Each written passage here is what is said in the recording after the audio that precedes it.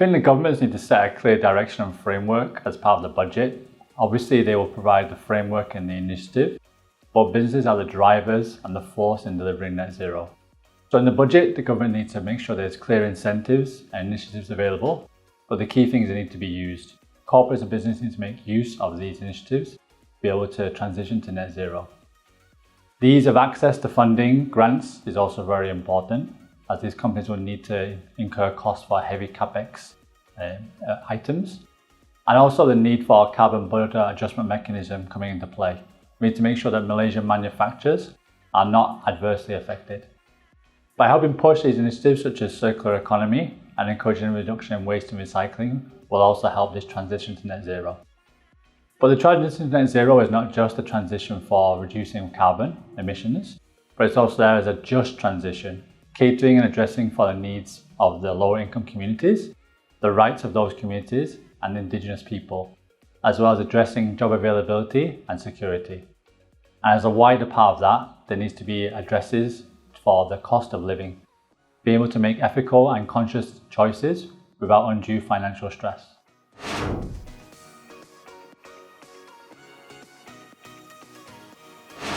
There are quite a few initiatives announced back then.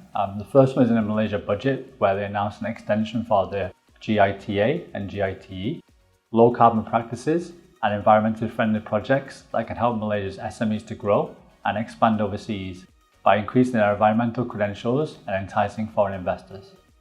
These green incentives can help SMEs expand overseas by enhancing their ESG credentials to attract investors who prioritize in sustainability. And also to encourage the take-up of electric vehicles. The government also proposed to extend exemptions on import and excise duties on complete build-up (CBU) EVs until December 2024, as well as exemptions on approved permit fees for the import of EVs until 31st December 2023.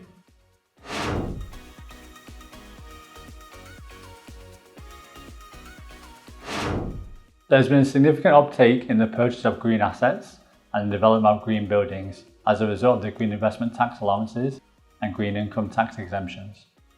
The latest news from MIDA is that over 900 projects have been approved with a value of circa 5 billion ringgit and services approved of over 20 million ringgit.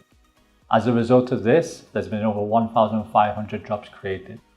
So as you can see walking around in Malaysia or in Kuala Lumpur specifically, a lot of buildings have now uptaked on this green investment tax allowances by installing solar panels on the roof, installing energy efficient equipment, all as a result or a part of a result of this initiatives and incentives from the government. There's also been a large uptake of listings on the MyHijau website, a website used for listing of green certified products, either from a sustainability source or for energy efficiency.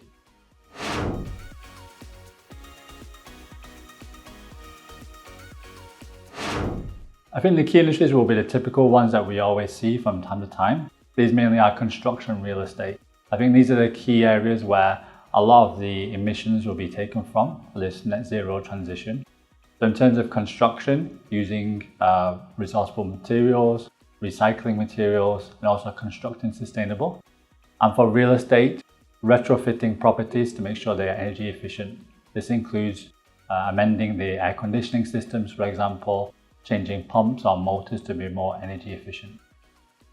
As a result of that, manufacturing also needs to step up and they need to be able to manufacture these products and equipment to cater for this demand. So coming up with new technologies, new processes, new machinery that can be more energy efficient to be used in construction or the real estate sector. And of course, as we mentioned before, electric vehicles.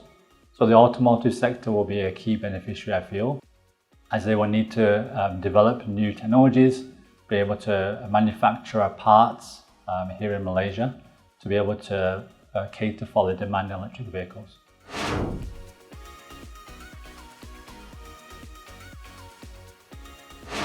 I think there's always a key drive to develop ESG, but to make it more intentional, there needs to be very strong mandates and reinforcements. As a result of the sustainability reporting requirements from Bursa, there needs to be an extension of that to really make it and drive it home that this is a requirement rather than nice to have. As a result of that, there needs to be a lot more upskilling and awareness building within the community from the key stakeholders as well.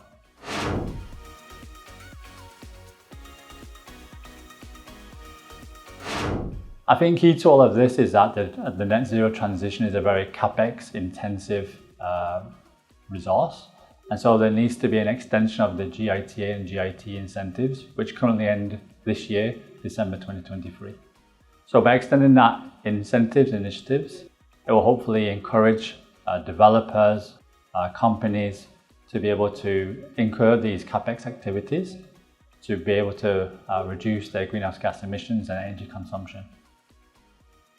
With the GITA and GITE, there's also the asset list, which also qualify for the incentives. This asset list is quite restrictive at the moment, only up to 49 different types of assets.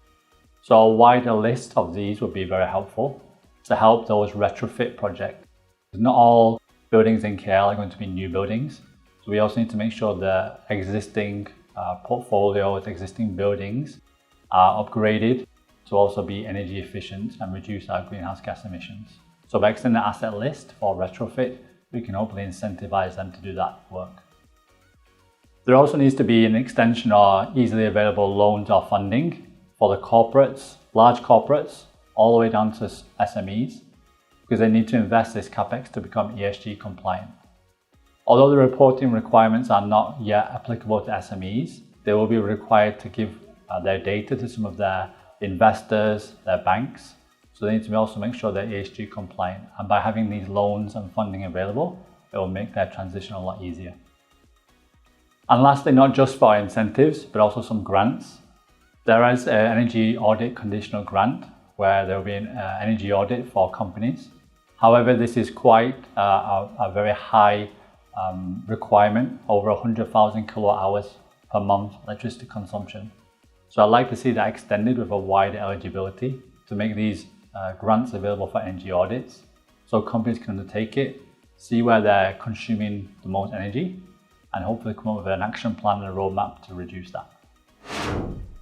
That's all for the ESG Roundup. I'll catch you again soon.